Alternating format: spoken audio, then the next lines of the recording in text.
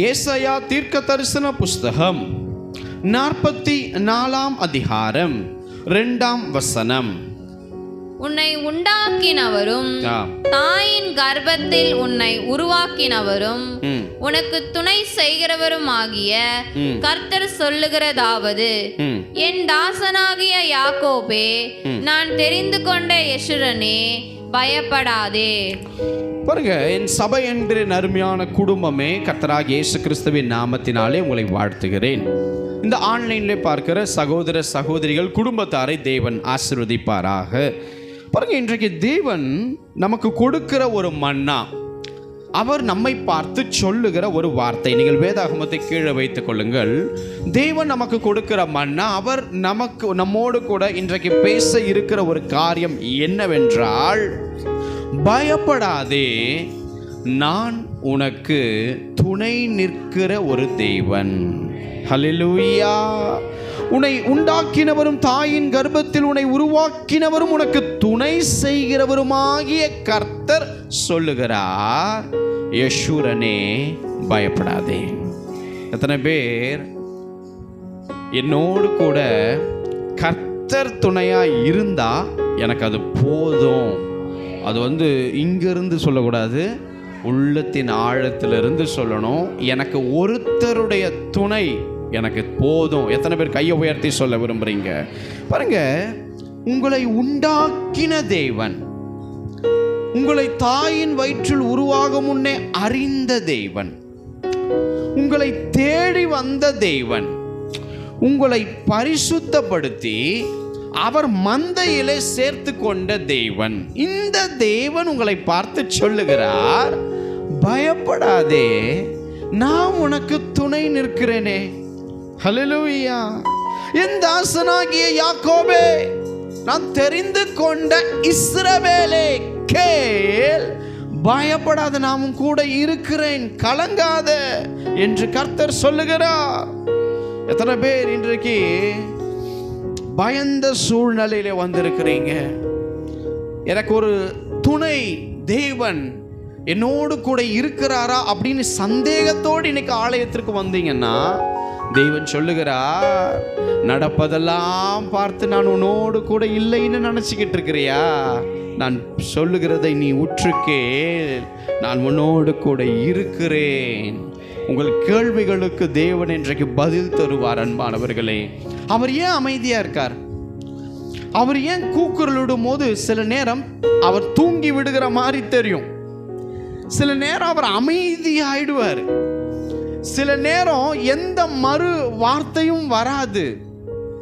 ஓ, இவ்வளவு பிரச்சனையில இருக்கிற ஒண்ணுமே அவர் இருக்கிறாரா இல்லையா? இப்படியெல்லாம் ஒரு சூழ்நிலை வரும். அவர் அமைதியா இருப்பார். எல்லாவற்றுக்கும் ஒரு காரணம் உண்டு. அந்த காரணம் உங்களையும் என்னையும் ஆசீர்வதிப்பதற்காகவும், நம்மை அடுத்த கட்டத்துக்கு கொண்டு போவதற்காகவும், நம்மோடு கூட அவர் துணையாய் 24 மணி நேரமும் விலகாமல் இருக்கிறதை நம்ம வருகிற நாளில் அறிந்து கொள்வோம். எத்தனை பேர் விசுவாசிக்கிறீங்க? அவர் ஏன் அமைதியாக இருக்கிறாருன்னு இன்னைக்கு உங்களுக்கு புரிய வரும்.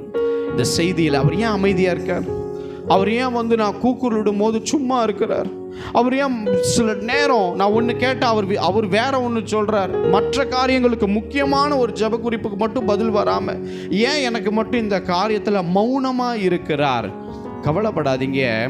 மௌனமாக இருக்கிறதுனாலே அவர் நம்மை விட்டு போயிட்டார் என்பது அர்த்தம் கிடையாது.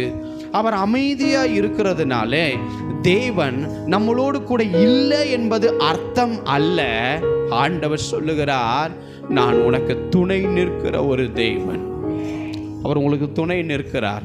பக்கத்தில் திரும்பி, உங்களுக்கு துணையா அவர் இருப்பார், கவலைப்படாதிருங்கள். ஹல்லேலூயா. இந்த பிரச்சனையை பார்த்து ஒரு கலங்கின நிலைமையில உட்கார்ந்து இருக்கிறீங்க. என்ன செய்வேன், எப்படி ஆகும் என்று ஒரு குழப்பமான ஒரு சூழ்நிலை. கர்த்தர் சொல்றாரு, நீ ஏன் இதை குறித்து கவலைப்பட்டு கொண்டு இருக்கிற? நீ தனிமையாக இல்லையே, நான் உன்னோடு கூட இருக்கிறேனே. ஹல்லேலூயா. இதுவரைக்கும் அவர் உங்களோடு கூட இருக்கிறதற்குரிய அடையாளமே தெரியாம இருக்கட்டுங்க, ஆனா அவர் உங்களோடு கூட இருக்கிறாருங்க. எத்தனை பேர் விசுவாசிக்கிறீங்க? ஆதலால் கலங்காமலும் பயப்படாமலும் இருங்கள். எல்லா பிரச்சனைகளையும் அவர் அமர்த்தி போடுகிற தேவன்க. ஹல்லேலூயா. உங்களுக்கு விரோதமா என்னென்ன காரியம் வேணாலும் வரட்டும், ஆனா ஒரு கட்டம் வரைக்கும் தான் அந்த பிரச்சனை உங்கள் வாழ்க்கையிலே வர முடியும். அது ஒரு கட்டத்தை தாண்டும் போது கர்த்தர் அதை அமர்த்தி போட அவர் வல்லமையுடைய தேவன். அதை அவர் அமர்த்தி போடுவதற்கு அவர் சர்வ வல்லவர். எத்தனை பேர் விசுவாசிக்கிறீங்க? எல்லா பிரச்சனைகளையும், காற்றையும், கடலின் கொந்தளிப்பையும், பெருங்காற்றையும், மோதுகிற அலைகளையும் நான் விசுவாசிக்கிறேன், அவர் அமர்த்துகிற தேவன். எத்தனை பேருடைய வாழ்க்கையில பயங்கரமான பிரச்சனை இப்படி போராடுது, இப்படி பண்ணிக்கிட்டு இருக்கிறான், இப்படி காரியங்கள் வெடிக்குது, கர்த்தர் சும்மாவே இருக்கிறார், எனக்கு பிடிக்கல தேவனேன்னு சொல்லி கூட உங்கள் உள்ளான உணர்வுகளை நீங்கள் சிந்தித்து தேவன் மேலே கோபமாக இருக்கலாம். நல்லா புரிந்து கொள்ளுங்க, ஒரு கட்டம் வரைக்கும் தான் தேவன் அமைதியாக இருப்பார். அதற்கு மேலே அந்த புயலையும் காற்றையும் கடலின் கொந்தளிப்பையும் அவர் அமர்த்துகிற தேவன். அதுக்கு கட்டளையிட்டு அது அமைதலாகும்படிக்கு அதனுடைய வீரியங்களை குறைக்கிற ஒரு தேவனை நாம் ஆராதித்து கொண்டிருக்கிறோம். அவர் உங்களோடு கூட துணை நிற்பதினால் நான் விசுவாசித்து சொல்றேன், உங்க பிரச்சனைகளுக்கு ஒரு நல்ல தீர்வுகளை கர்த்தர் கொண்டு வந்து கொண்டிருக்கிறார். அதனால தான் அது இவ்வளவு பெருசா அந்த பிரச்சனையின் வீரியம் காணப்படுது. அல்லேலூயா. அணைகிற விளக்கு எப்படி எரியும்? விளக்கு அணையும் போது எப்படி எரியும்? அப்படியே பிரகாசமா எரியும். ஒரு பெட்ரோல் இல்லாத வண்டி பாருங்க, வண்டி அந்த ட்ரை ஆகும் போது அதுக்கு பாருங்க, அது ஒரு ஆக்சிலேட்டர் திரும்பும் போது இன்னும் சல்லுன்னு போகும், சர்க்குன்னு நின்றும், அந்த விளக்கு டக்குன்னு அணிஞ்சிரும். நான் சொல்றேங்க, தேவன் அப்படிப்பட்ட பிரச்சனைகளை அவர் அமைதலாகும்படி உங்க வாழ்க்கையில கட்டளையிட போகிறார். அது ஒன்றுமில்லாமல் ஆகும். ஒரு நல்ல தீர்வை தேவன் கொண்டு வருவார். உங்கள் நிம்மதியை கெடுக்கிற அந்த பிரச்சனை அது ஒன்றுமில்லாமல் அமைதியாக போகிறது. எத்தனை பேர் விசுவாசிக்கிறீங்க? உங்களுக்கு விரோதமா எழும்பி இருக்கிற அந்த பிரச்சனை, அது பிரச்சனை பெருசு அப்படின்னு நீங்க பாக்குறீங்க, அது ஒண்ணும் இல்லாமல் அது அமைதலாய் உண்டாகும்படிக்கு நீங்கள் தனியாக படவில் இல்லை, அந்த ஆழ்கடலிலே உங்கள் படகிலே ஏற்ற துணையாகிய கர்த்தர் உங்களோடு இருக்கிறார். இயேசு உங்களுடைய படகில் இருக்கிறதினாலே, ஏற்ற துணை அவர் இருக்கிறதினாலே ஒரு பெரிய அமைதல் அந்த பிரச்சனைகளுக்கு உண்டாகும்படி கர்த்தர் செய்ய போகிறார். அது பலன் இழக்கும், அது அமைதி ஆகும், அது அமைதலாகும்படி கர்த்தர் கட்டளையிடுவார்.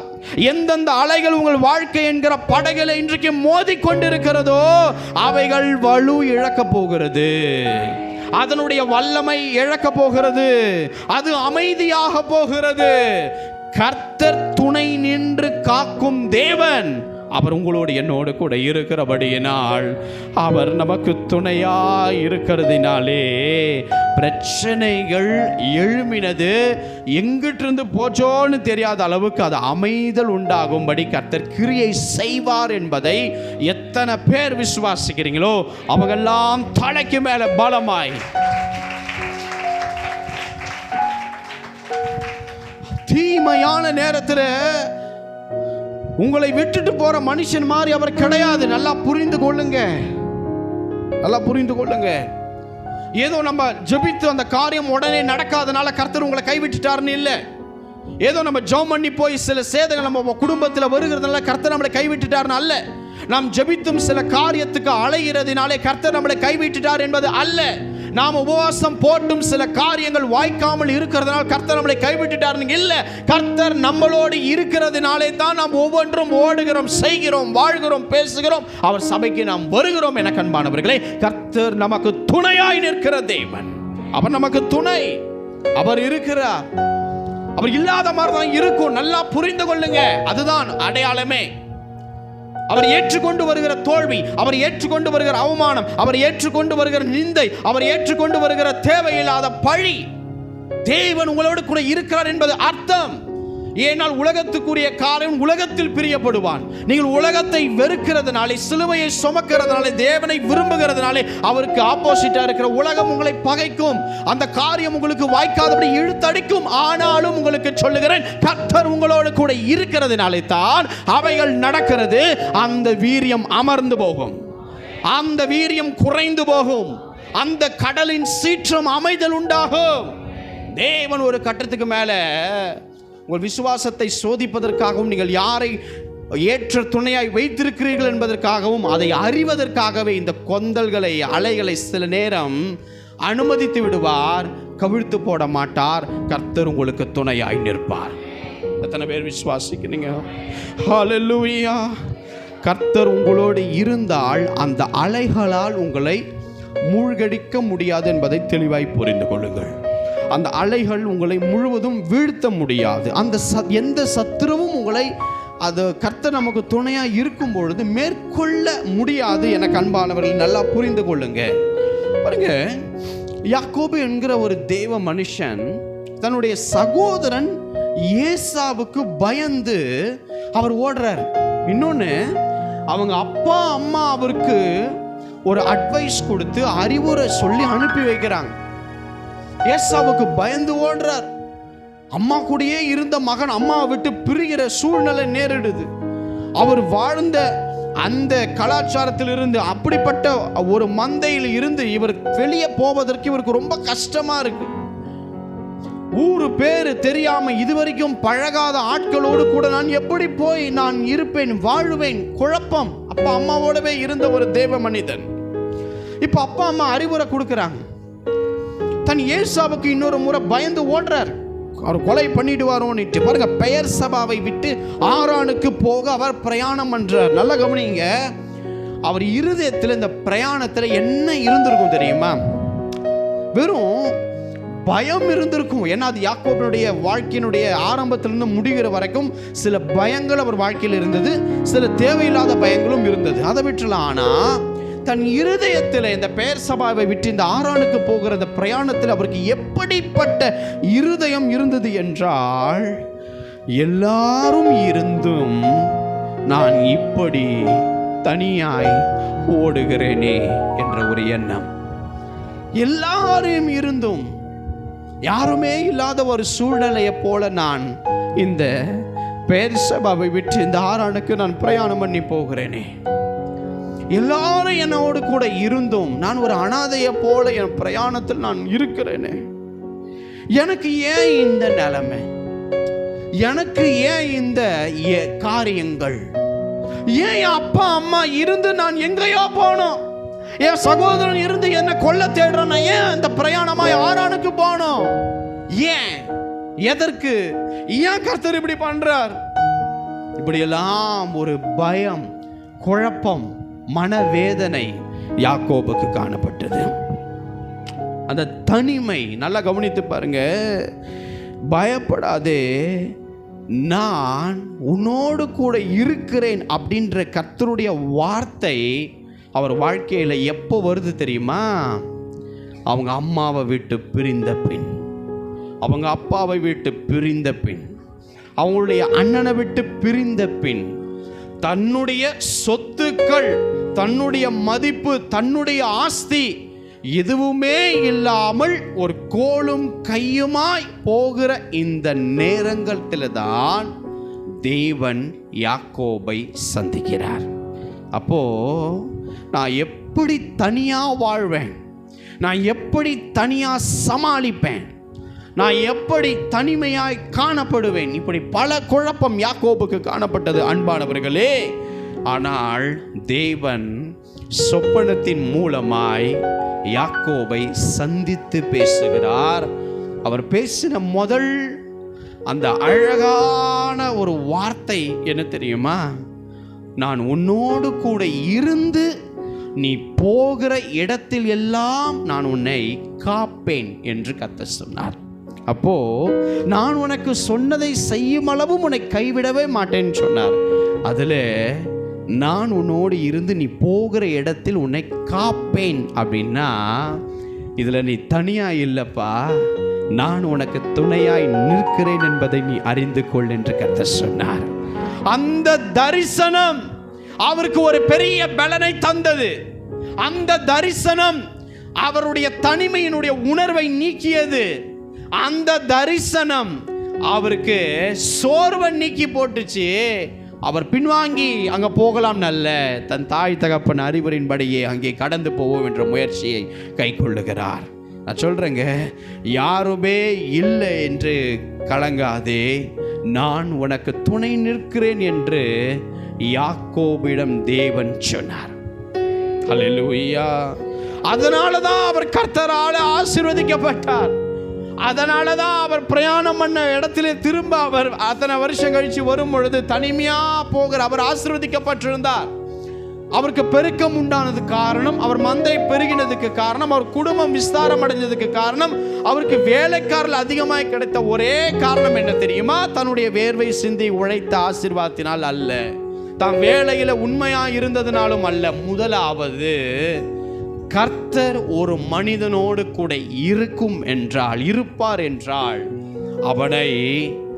அவனை தனியா சொந்தமா அவன் உழைப்பிலே அவன் எல்லாவற்றையும் எடுத்து அவனை நிற்க வைத்து அவனை வாழ வைத்து அவனை பலப்படுத்தி அவனுக்கு ஆஸ்திகளை கொடுத்து அவனை ஆசீர்வதிக்கிற தேவன். நம்ம பிள்ளைகளுக்கு நம்மளுடைய முடிவு காலம், நம்மளுடைய மரணம் நெருங்கும் பொழுது என்ன பண்ணுவோம்னா, அப்பா நான் இது வரைக்கும் இவ்வளவோ ஆண்டுட்டேன், நீ என்ன பண்ணு, நான் இந்த மூச்சு நிற்கும் பொழுது அதுக்கப்புறம் நீ உங்கள் பிள்ளைங்க உங்கள் சந்ததி எல்லாம் வாழ்கன்னு நம்ம அழகாக உயில் எழுதி வைப்போம்ல. இது மனிதன் தான் நேசிக்கிற பிள்ளைக்காக செய்கிறது. ஆனால் கர்த்தர் ஒரு மனுஷனோடு இருப்பார் என்றால் அவர் எப்படி தெரியுமா?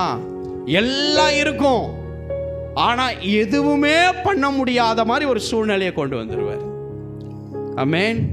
எல்லாம் பண்ண முடியும், அனுபவிக்க முடியும், ஆனால் கொஞ்ச நாட்கள் நான் அவனோடு கூட இருக்கிறேன் என்பதை அவன் அறிவதற்காக எல்லாம் இருந்தும் அவன் எதையும் எடுத்துக்கொள்ள முடியாதபடிக்கு அவன் என்ன செய்வான் என்றால், தேவன் பாருங்க அவனை தனியாய் அழைத்து கொண்டு வந்து நடத்த ஆரம்பிப்பார்.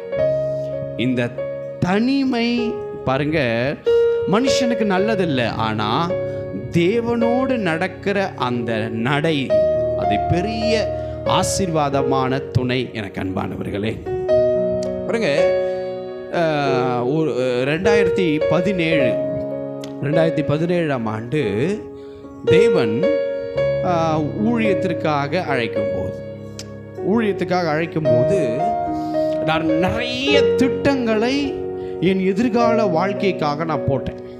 அதாவது எதிர்கால வாழ்க்கை, இங்கே வீடு வாங்கணும், இவ்வளவு நான் காரியத்தை சேர்க்கணும், என்னுடைய வீட்டுக்குள்ளே இவ்வளோ வெஹிக்கிள்ஸ் இருக்கணும், இந்த காரியங்கள் இருக்கணும், நாம் நிறைய அந்த அநாத ஆசிரம் பல காரியங்கள் இப்படிலாம் ஒரு பிளான் போட்டு ஒரு ஷெட்யூல் போட்டு நல்லா வச்சுருந்தேன்.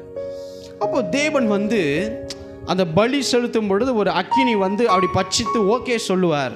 பைபிளில் நம்ம பார்க்குறோம் இல்லை, ஆபிரகாமுக்கு செய்ததை போல, ஏன்னா நம்ம அவர் வழியில் தானே நடக்கிறோம். அப்படின்னும் போது தேவன் இந்த காரியத்தை எல்லாத்தையும் நீங்கள் வாய்க்க செய்யணும் அப்படின்னு போகும்போது அவர் சொன்ன அந்த வார்த்தையை கேட்டு பார்த்தீங்கன்னா எனக்கு அப்படியே டோட்டல் ஒரு மினி ஹார்ட் அட்டாக்கே வந்த மாதிரி ஆகி போச்சு. அப்படியே இருதய சுக்குநூறாக உடைஞ்சிருச்சு. என்னுடைய கனவு வேற, என் இலக்கு வேற, என் லட்சியம் வேற, என்னுடைய ஆசை வேற. ஆனால் இவர் இதை சொல்றது கம்ப்ளீட்டா சேஞ்சாக இருக்கு. ஆனால் என்ன பண்ணுறது, நான் இந்த சைடு போயிட்டா நீங்கள் துணை நிற்பீங்கன்னா அவர் வரமாட்டேன்ட்டார். அப்போது நான் இந்த சைடு போனோம்னா என் வாழ்க்கை முற்றிலும் கேள்விக்குறி. படிப்பு இருக்குது, பணம் இருக்குது, போன ஆஸ்தி இருக்குது, வேலை இருக்குது, எல்லாம் இருக்குது. எல்லாத்தையும் எப்படி ஆண்டவர் இப்படி இந்த டைரக்ஷன் எனக்கு வர பிடிக்கலையே அப்படின் போது, சரி நீங்கள் எங்கே நிற்பீங்க அப்படின்னு கேட்கும் போது அவர் ஒரு திசை சொன்னார். அப்போ அந்த திசைக்கு போகும்போது இன்னமும் அந்த தாக்கம் வழியை ஏற்படுத்துது. ஆமென்.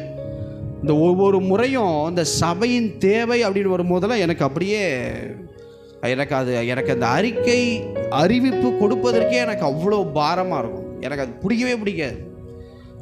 ஆண்டவர் இந்த தேவைக்காக இந்த ஜனங்கள்கிட்ட போய் கேட்கறது நிற்கிறது எனக்கு இதில் உடன்பாடே கிடையாது. ஆனாலும் சில காரியங்கள் அப்படி தேவைப்படுகிறதே, வேற வழி இல்லை ஊழியத்தில். ஆனால் நமக்கு இந்த மாதிரி விஷயங்கள் எல்லாம் பிடிக்கல. ஆனால் தேவன் பாருங்க, சில நேரங்களில் நம்மளை இப்படி நடத்துவது அவருடைய திட்டமாக இருக்கிறது. அல்லேலூயா.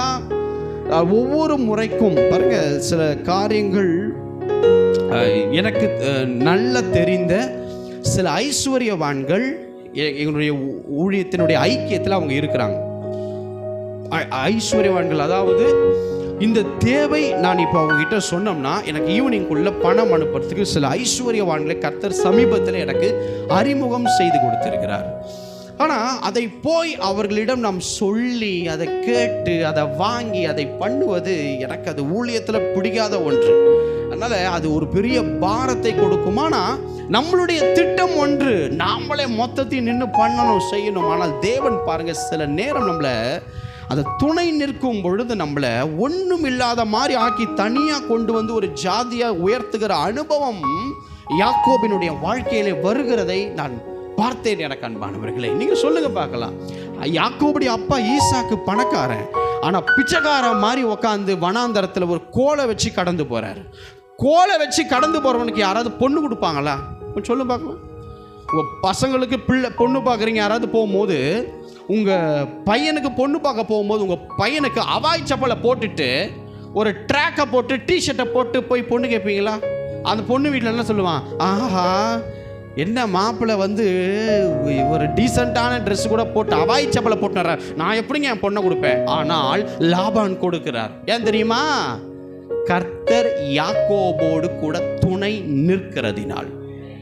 சொல்றேங்க, எது நம்மளோடு கூட இருக்கிறதுன்னு முக்கியம் கிடையாது. எதனால நம்ம நிரப்பப்பட்டிருக்கிறோம் அப்படின்றது முக்கியம் கிடையாது. யார் நம்மளோடு கூட இருக்கிறார், அந்த தெளிவு தான் நம்முடைய வாழ்க்கையில் நமக்கு வர வேண்டும்.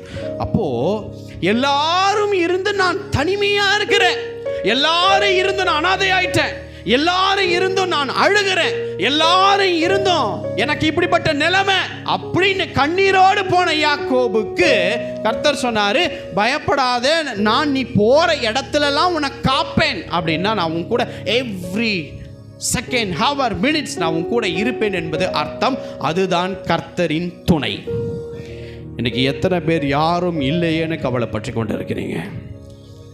தனிமை சில நேரம் நம்மளை பாதிப்புக்குள் உண்டு பண்ணும். ஆனால் அந்த தனிமையில் ஒரு தேவ மனுஷன் அழும் பொழுது, ஒரு தேவ பிள்ளைகள் அழும் பொழுது அவரால் பார்த்துட்டு இருக்கவே முடியாது. நான் சொல்கிறேன், அவரால் பார்த்துட்டு இருக்க முடியாது. எப்படியோ உனக்கு எந்த அளவுக்கு புரியுமோ அந்த அளவுக்கு வந்து எப்படியாவது பேசிடுவார். அட்லீஸ்ட் ரோட்டில் போகிற வசனத்தையாவது பார்த்து நான் உன் கூட இருக்கிறேன்னு தெரியப்படுத்திடுவார். அட்லீஸ்ட் நீ டிவி போடும்போது நான் உனக்கு துணை நிற்கிறேன்னு பேசி உனக்கு எப்படி புரியுமோ அப்படி பேசி வெளிப்படுத்திடுவார். அவங்களுக்கு சொல்கிறேங்க, அவர் உங்களுக்கு துணை நிற்கிற தேவன். அவர் இன்றைக்கு உங்களை பலப்படுத்துகிறார். நீ சோர்ந்து போய் அவர் இல்லைன்னு சொல்லி உட்கார்ந்து இருக்கிற பலப்படுத்துகிறார். நிச்சயமாய் நீங்க ஜெயிக்கும்படி கர்த்தர் கிருபை செய்வார். உங்கள் மேல் மோதுகிற ஒவ்வொரு பிரச்சனைகளையும் அமைதியாகிறத நீங்கள் பார்ப்பீங்க. உங்கள் மேல மோதிக்கொண்டிருக்கிற அலைகளுடைய வீரியம் குறைவதை பார்ப்பீங்க. யாக்கோபு விரோதமாய் ஏசா எழும்பினான், யாக்கோபுக்கு விரோதமாய் லாபான் எழும்பினான், யாக்கோபுக்கு விரோதமாய் லாபானுடைய பிள்ளைகள் எழும்பினாங்க, யாக்கோபுக்கு விரோதமாக இந்த சீகியம் பட்டணத்தினுடைய மனுஷன் எழும்புகிறான். யாக்கோபுக்கு விரோதமாக யார் எழும்பினாலும் கடைசி வரைக்கும் யாக்கோபு மேல ஒருத்தனும் கை போட முடியல. கர்த்தர் காரணம், துணையாய் நின்றது காரணம். எத்தனை பேர் ஆமேன்னு சொல்ல விரும்புறீங்க? அல்லேலூயா. இனி நீங்கள் போராடி கொண்டிருக்கிற பிரச்சனை இனி உன் பிரச்சனை இல்லை அப்படின்னு பக்கத்தில் திரும்பி சொல்லுங்க. அப்பா, நீ போராடிட்டு இருக்கிற பிரச்சனை அது இனி உந்து கிடையாதான், இனி அது அவரு தான். அல்லேலூயா. அவரே அவைகளை அமைதலா இரு என்று கட்டளையிடுகிற தேவன். வாசிக்க கேட்கலாம். 2 நாளாகமம் 19ஆம் அதிகாரம் 11ஆம் வசனம். இதோ ஆசாரியனாகிய அமரியா கர்த்தருக்கடுத்து எல்லா நியாயத்திலும் இஸ்ரவேலின் குமாரனாகிய, கடைசி 2 லைன், நீங்கள் திடமனதாய் இருந்து காரியங்களை நடத்துங்கள், உத்தமனுக்கு கர்த்தர் துணை என்றார். நீங்கள் திடமனதாய் இருந்து காரியத்தை நடத்துங்கள். உத்தமனுக்கு கர்த்தர் துணை. எத்தனை பேர் ஆமென் சொல்றீங்க? பக்கத்துல திரும்பி, யாருக்கு அவர் துணையா இருப்பார் தெரியுமா? கேள்வி கேளு. ஆமென். யாருக்கு அவர் துணையா இருப்பார்னா, வேதத்தை நேசிக்கிறவனுக்கு கர்த்தர் துணையா இருப்பார். ஜபத்தில காத்திருக்கிறவனுக்கு கர்த்தர் துணையா இருப்பார். உண்மையும் உத்தமுமானவனுக்கு கர்த்தர் துணையா இருப்பார். அவனோடு கூட கர்த்தர் இருப்பார். நீங்கள் திடமனதாய் இருந்து காரியத்தை நடத்துங்கள், அவர் உங்களுக்கு துணை நிற்பார். பாருங்க, இந்த நெகேமியா தான் சகோதரர்கிட்ட போய் விசாரிக்கிறார். எப்பா, நம்மளுடைய தேசத்துக்கு போயிட்டு வந்துட்டீங்க சகோதரரே, எப்படி இருக்கு நம்ம பட்டணம், எப்படி இருக்கு நம்ம தேசம்? அந்த யூதரின் செய்தியை குறித்தும் எருசலேம் செய்தி குறித்தும் விசாரிக்கிறார். விசாரிச்சா, எப்பா, எருசலேமுடைய அலங்கம் இடிக்கப்பட்டது, அதனுடைய வாசல் அக்கினியினால் சுட்டரிக்கப்பட்டதுன்ற ஒரு செய்தி வந்தது பாருங்க. இந்த நெகேமியா அவ்வளவுதான், ஃபுல் கம்ப்ளீட்டா அழ ஆரம்பிக்கிறார். எருசலேமுடைய அலங்கம் இடிக்கப்பட்டுருச்சா? ஓ, என் பிதாக்களுடைய கல்லறை எல்லாம் மூடி போட்டானுங்களா? அக்கினியினால வாசல்கள் சுட்டரிக்கப்பட்டு விட்டதா? என் தேசம் பாழா போயிருச்சா? என் தேசத்தை விட்டு கர்த்தர் இல்லையா? தேவ பிரசன்னம் இல்லையா? மகிமை இல்லையா? பாகால்கள் வந்துருச்சா? ஐயோன்னு சொல்லி இந்த நெகேமியா அழ ஆரம்பிக்கிறார்.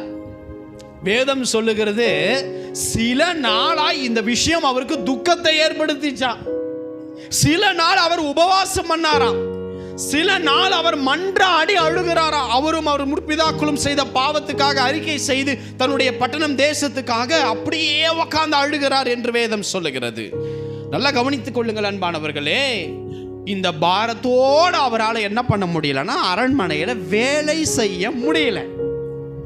ஒரு கவர்மெண்ட் ஜாப்ல இருக்கிறாரு நெகேமியா.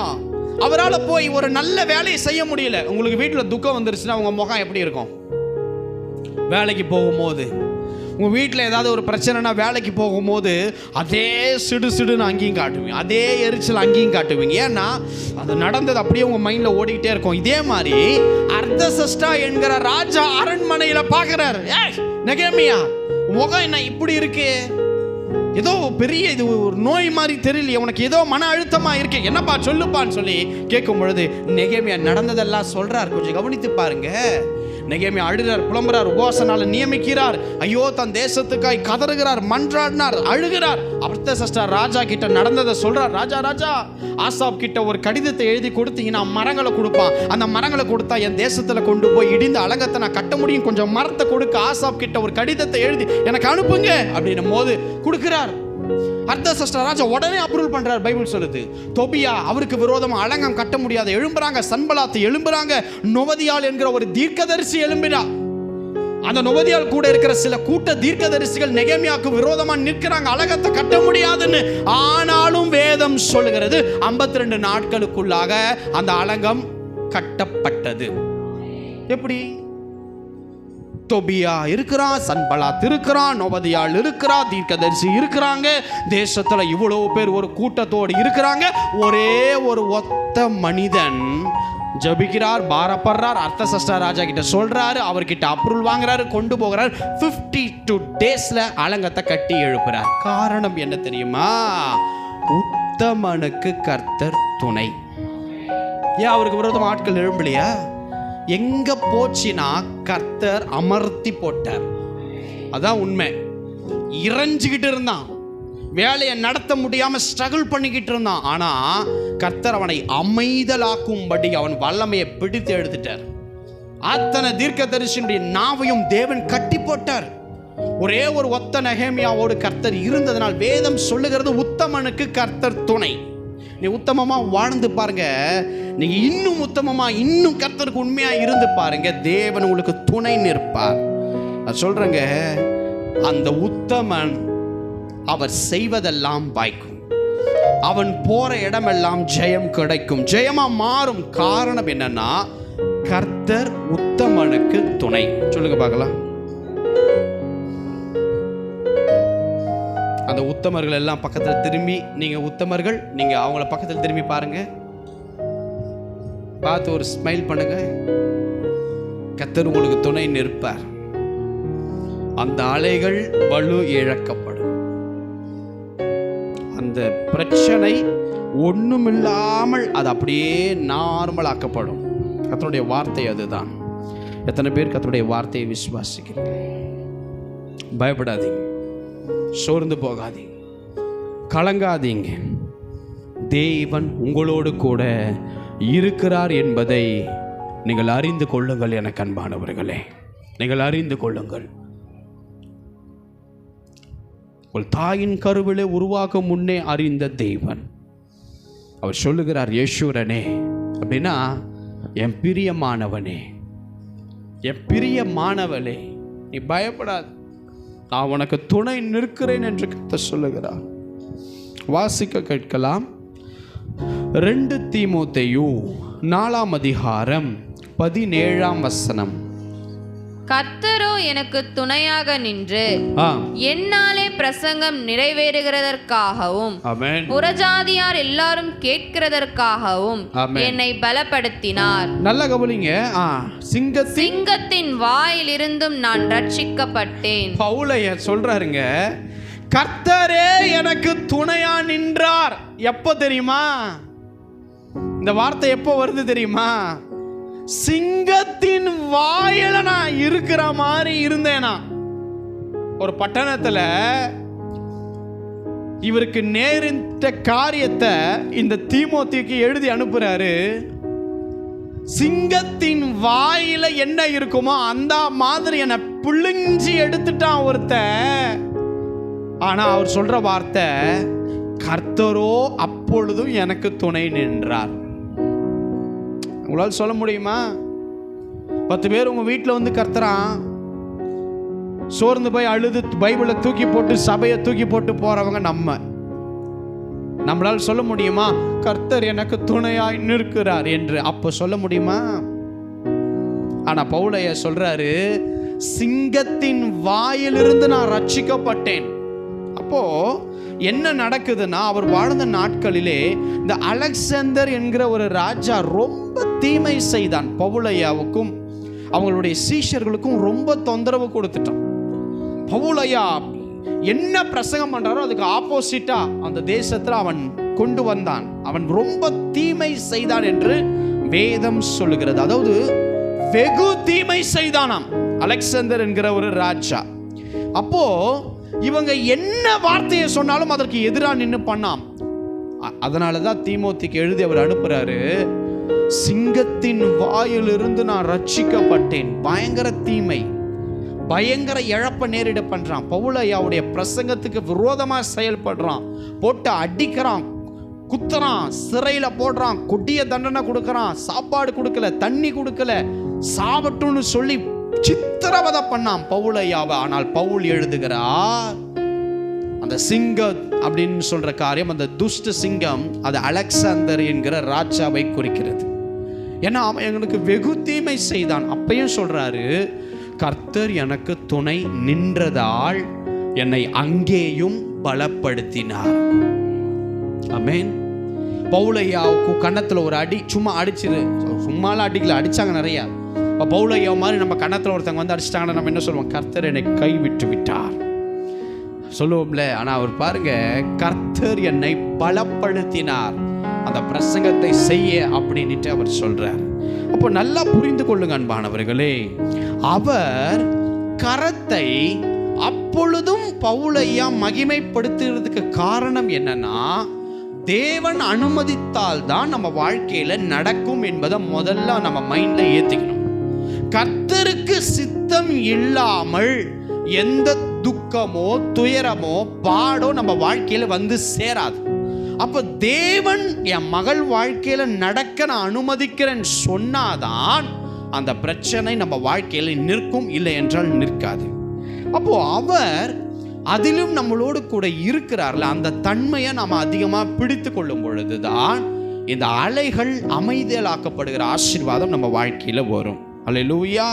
இன்றைக்கு எத்தனை பேர் பிரச்சனையை பார்த்து சோர்ந்து போயிருக்கிறீங்கன்னா உங்களுக்கு சொல்றேன், சோர்வின் ஆவி உடையவர்கள் தான் சோர்ந்து போவாங்க. கர்த்தர் நம்மை பலப்படுத்துகிற ஒரு ஆவியை தந்திருக்கிறார், நம்மளை உற்சாகப்படுத்துகிற ஒரு ஆவியை தந்திருக்கிறார், நம்மளை தைரியப்படுத்துகிற ஒரு ஆவியை நமக்கு தந்திருக்கிறார், நம்மளை பலவீனமாக்கப்படுகிற ஆவியை நமக்கு தரல. ஹல்லேலூயா. அப்ப கர்த்தர் அனுமதித்து துக்கம் வருதா, பிரச்சனை வருதா, இழப்பு வருதா, அதுல ஸ்தோத்திரத்தோடு கூட பவுலையாவை போல நீங்க சொல்லுங்க, கர்த்தர் எனக்கு துணை நிற்கிறார், என இதுல பலப்படுத்துகிறார் என்று சொல்லுங்கள். அது மகிமையான முடிவை அவருக்கு ஏற்படுத்தும். பின்னர் அதனால தான் பவுலையாவுடைய அந்த பிரசங்கத்தினால், அலெக்சாந்தருடைய கொடுமையினால் அந்த தேசத்தில் ஒரு மகா பெரிய ஒரு எழுப்புதல், எல்லாரும் தேவனை ஏற்றுக்கொண்டதற்கு ஒரு காரணம் என்னன்னா, சிங்கத்தின் வாயில உணவை மாதிரி பவுலையாவை கொண்டு போய் அலெக்சாந்தருடைய கையில தேவன் அனுமதித்தார். அதிலே பவுலையா சொன்னார், கர்த்தர் எனக்கு துணை நின்று என்னை பலப்படுத்துகிறார் என்று மகிமைப்படுத்தினதினால் அந்த பட்டணம் பரலோகத்துக்கு நேராய் திருப்பப்பட்டது. அல்லேலூயா. அப்போ நம்ம என்ன சொல்லணும்னா, இப்போ நடக்கிற சூழ்நிலையை வச்சு அவர் இல்லைன்னு தீர்மானம் பண்ணாதீங்க. பக்கத்தில் திரும்பி சொல்லுங்க, பக்கத்தில் கையை பிடிச்சி சொல்லுங்க, உன் பிரச்சனை எவ்வளோ பெருசுன்னு போன்ல சொல்லாத, அவர் எவ்வளோ பெரியவர் என்பதை சொல்லு. அல்லேலூயா. உன் பிரச்சனை எவ்வளோ பெருசுன்னு போன்ல சொல்லாத, அவர்